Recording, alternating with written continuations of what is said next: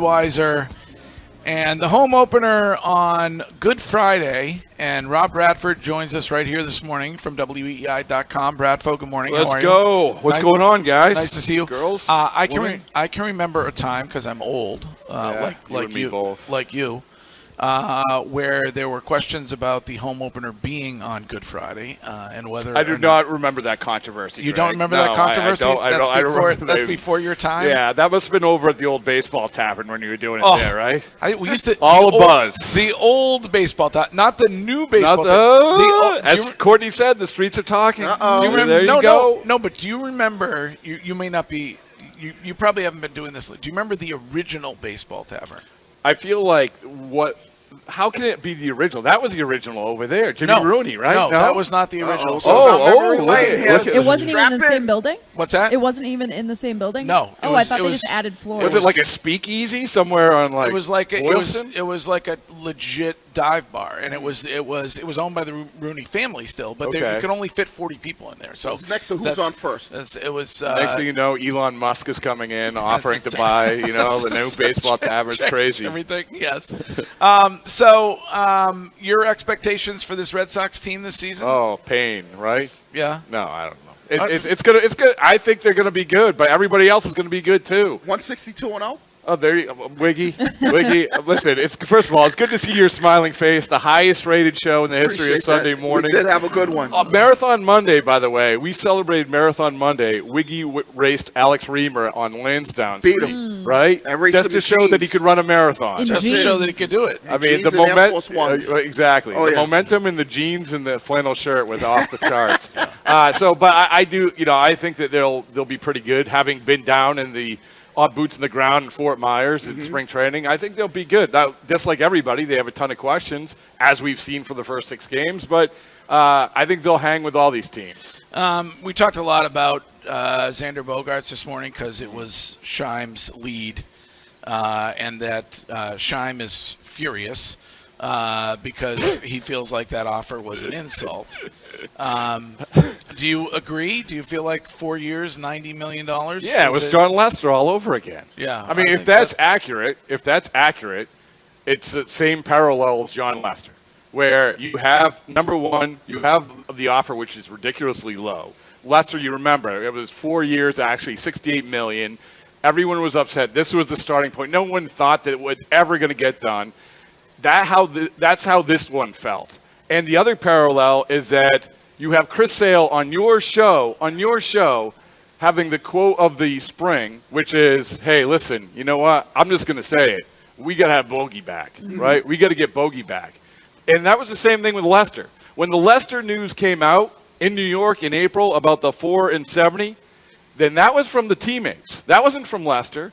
And I'm not saying that the teammates leaked this, but you have that quote in the Heyman story where it says, hey, friend of Xander Bogaerts, this is a slap in the face. Those guys in that clubhouse, I mean, that's how they feel. Like they want this guy back, as Sale said.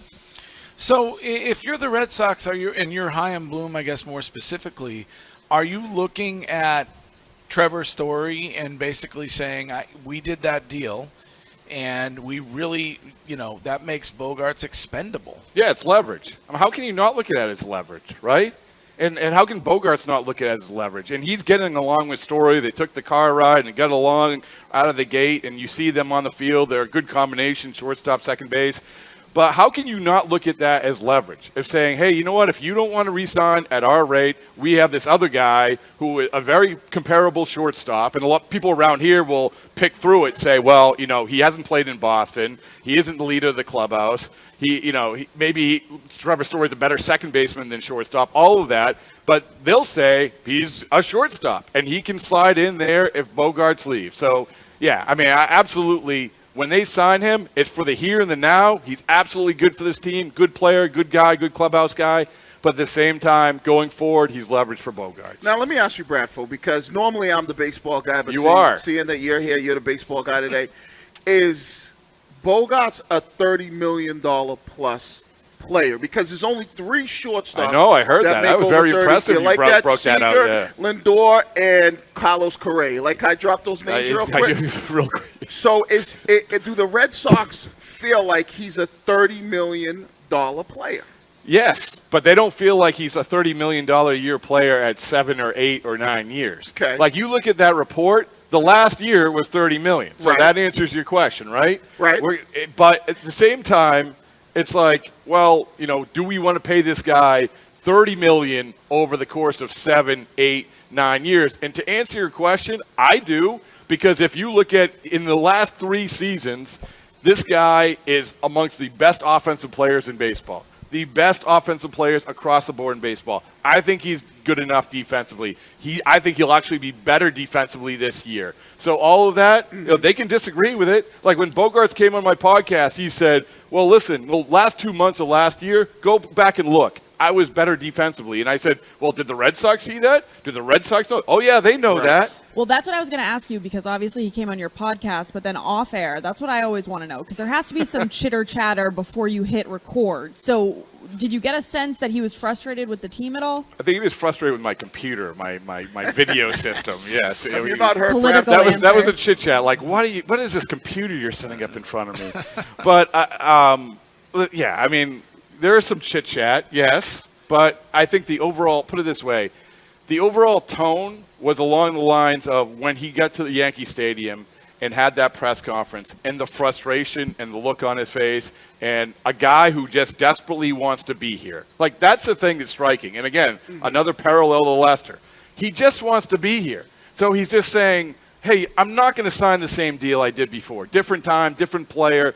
I was younger and everything else. Different market. I just want to creep closer to these other guys, and I want to be here. I don't want to go anywhere else, and I genuinely believe that. So, Courtney, without getting into, besides, I found out how much he bench pressed, but besides that, it's, I'll just say that the tone of it was different. There is a legitimate, there is also a legitimate financial element when it comes to this, and WEEI pointed out yesterday that the payroll for this team is in the top 5 in Major League Baseball, has been. You're looking at Devers. You definitely need some money for Devers down the line. I mean, you can't, the narrative is that John Henry is cheap. No, he's not cheap. And I mean, somebody's going to have to go. Right, no, absolutely. And if you're going to ask me who they want to prioritize, I think they want to prioritize Devers. I do. And they should. Probably, yeah. I mean, if this goes back to the Devers conversation about, a good interview yesterday with Chaim Bloom, talking about what was the word of the day? A line, they right? Were a line. Oh my goodness, yeah. You're basically saying, they were at 200. We were at 200. They were at 300. Devers is a guy who's going to view himself as a top 10 player in the major leagues. I don't care what position he plays, how good defensively. That's what he is. And at the end of the year, that's probably where he will land. So probably, yes, he's a younger guy than Bogaerts. Sure. Go out and do what you have. But at the same time, Bogaerts brings other things. You're right, you can't sign everybody. And you know how I know that? Because last time I checked, they haven't talked to Kike Hernandez, who's up. I know for a fact, talking to someone yesterday, they haven't talked to Nathan Eovaldi at all about a contract. So they know that some of these guys are leaving. And Bogaerts is probably a guy they said, hey, if you want to take our rate, great. If not, we got Trevor Story. Yeah. So it looks like if you were to put a percentage on it, the percentages that they re-signed Xander Bogaerts, where would you put that percentage? Because I think it's at 10%. I think it's 1%. I was going to say 10, but I'll do the old Price is Right thing. I'll go 9. Yeah, I think he's gone. Yeah. I think he's on like you said, the John Lester, and I had said that earlier. That's where I think it's headed to, where it's just like he becomes expendable with Trevor Story. Yeah, because once he gets to the market, listen, with all these extensions, no matter how they are, with the opt-outs or Devers having an extra year, they're at that point where you aren't getting over on them. You aren't getting any deal, right? You have to treat them like free agency, right? So basically, it's like, if you were a free agent, this is what we would value at. And if that report from John Heyman is accurate, then that's what they value him in at. If that's the case, see you later. That's it. Do you think the Sox go up $100 million, though? No. For Devers? For Devers? Yeah. Yes. No. I mean, I don't. I think they will. Okay. I mean, that's your prerogative to be wrong. I think they will. I think they will.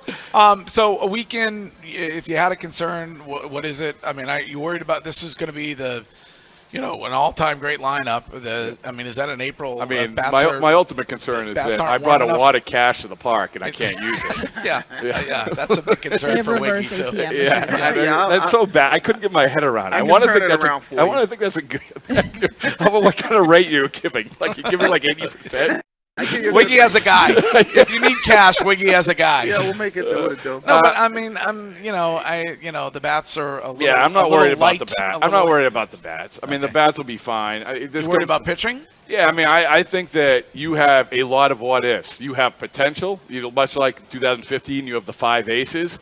After Evaldi, you have the 4 aces. Mm-hmm. I can see where that would work, but so that's what sort of concerns me. But like I said, I think they're good enough to hang with all these teams. It's going to be a good division. And, the fact that we're sitting here and still the dominant conversation is about extensions and contracts, that's the thing that's baffling to me.